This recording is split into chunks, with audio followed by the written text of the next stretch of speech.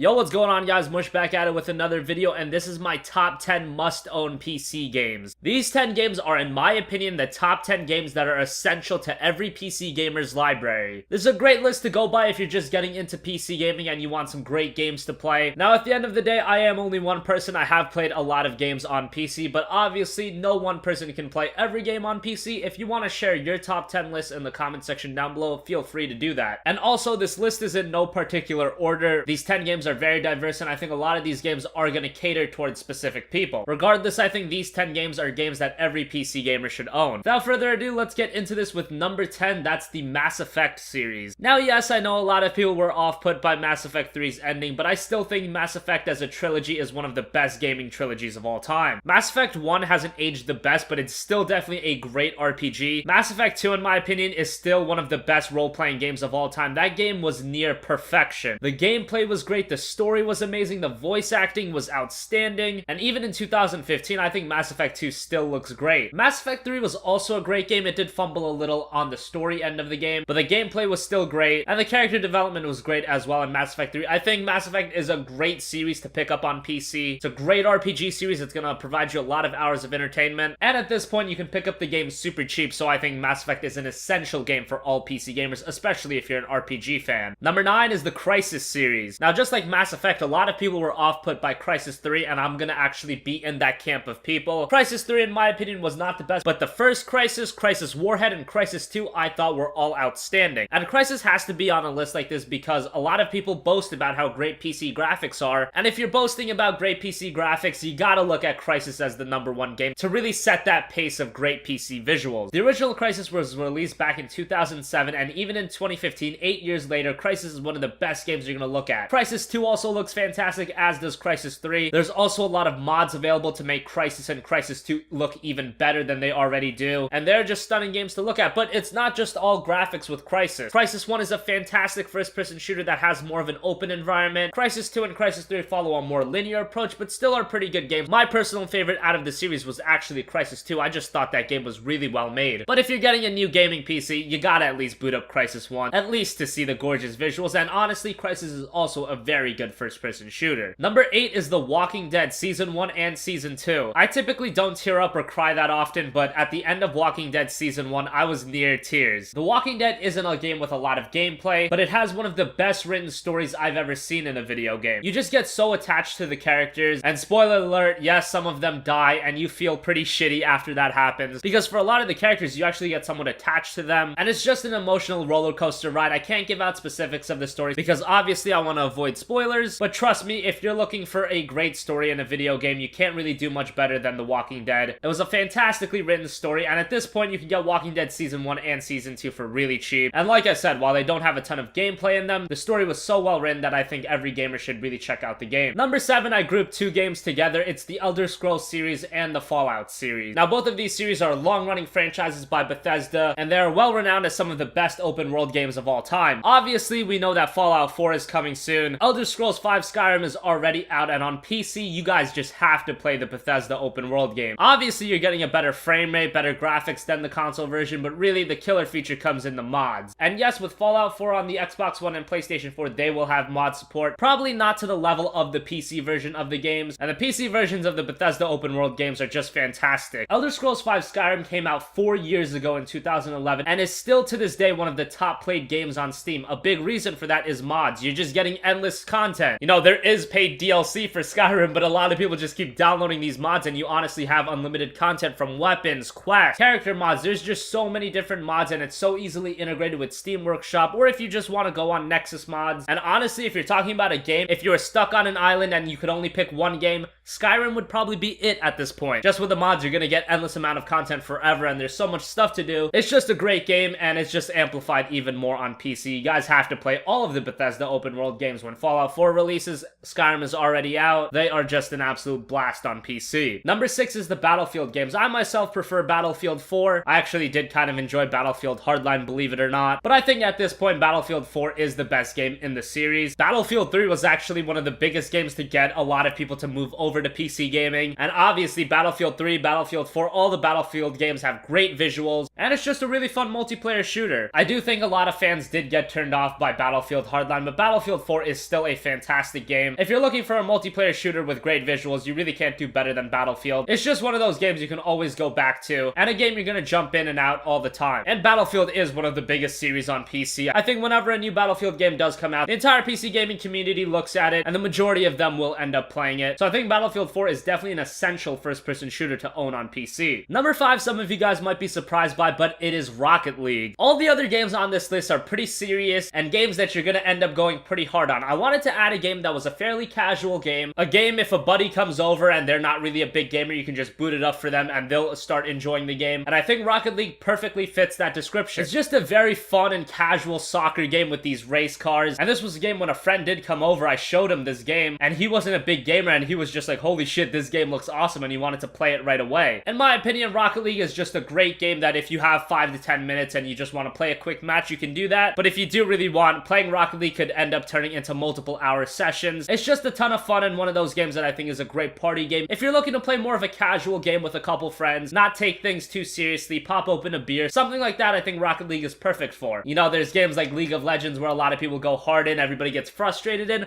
Rocket League's a game you just chill back. It's a fun game. If you lose, you lose. If you win, you win. Nobody takes it that seriously, but it's definitely a ton of fun. Number 4 is Grand Theft Auto 5. To be honest, the entire Grand Theft Auto series is good. San Andreas is on PC and is fantastic. GTA 4, while it's definitely not the best GTA game of the series, the game's got a lot of mods on PC that make it a ton of fun. But really, in my opinion, the king of Grand Theft Auto has to be Grand Theft Auto 5. Yes, this game released back in September of 2013, and PC gamers had to wait something crazy like 19 months to finally get it. But what can you say about Grand Theft Auto 5? It's just a blast. It was an excellent port, which is different from Grand Theft Auto 4. GTA 4 was actually a terrible port on PC. GTA 5 is just another one of those games that's got a lot of content. It's got an online mode, which is just gonna increase the amount of content in the game. And GTA 5 is one of those games that you're just gonna put endless amount of hours into. You can always go back to Grand Theft Auto and find something new to do, find something new to explore. And it's just another one of those games. While it doesn't have a lot of mods like Skyrim, it still offers endless amounts of content. And really, when you're talking about essential games for your game library, you can't look past Grand Theft Auto and GTA 5. Number 3 is a game series that I talk about all the time, and some of you guys get annoyed by how many times I talk about it, and that's The Witcher. The Witcher 1, The Witcher 2, obviously The Witcher 3, which is a fantastic game in 2015. Just a fantastic game series that originated on PC, actually. The only warning I have for those of you guys is that The Witcher 1 really hasn't aged that well. I try to go from time to time to replay the series, and honestly, I just cannot bring myself to play through The Witcher 1. The Witcher 2 is still fantastic, and during Steam sales, you can actually get The Witcher 2 for $3. And it's not like one of those $3 games that has no quality. Witcher 2 is all quality. Witcher 2 is actually tied for my favorite game of all time alongside Final Fantasy VII, but that's beside the point. Just know that Witcher 2 is a fantastic game, and everybody knows about The Witcher 3 at this point. Witcher 3 is just a fantastic open world game, and what I've said about The Witcher 3 is that it's the perfect single player experience. It's got a great story, it's got a giant world with a lot of content, it's got great graphics, it's got good gameplay, it's just everything you could want out of a single player game. And at this point, you can get The Witcher 1 for like $2. Like I said, The Witcher 2 on sale is like $3. The Witcher 3 is still a bit pricey since it is a new release, but you can get it for like $30. At the very least, play through The Witcher 2. Like I said, you can get it for so cheap that you really have no excuse not to pick it up. And if you like Witcher 2, which I'm sure you will, then check out Witcher 3. Number 2 is a game that keeps printing Valve a lot of money, and that's Counter-Strike Global Offensive. Now, I'm not gonna lie, I don't go hard in CSGO, but I just see some of my friends go hard at it. I'll casually play Counter-Strike Global Offensive, but when it gets to the point of everybody screaming at their microphone and one player just missing a bullet, I'm like, alright guys, you gotta chill out. But CSGO is definitely one of the best competitive games on PC. I have a friend that put like 1,600 hours into this game and has dropped like $500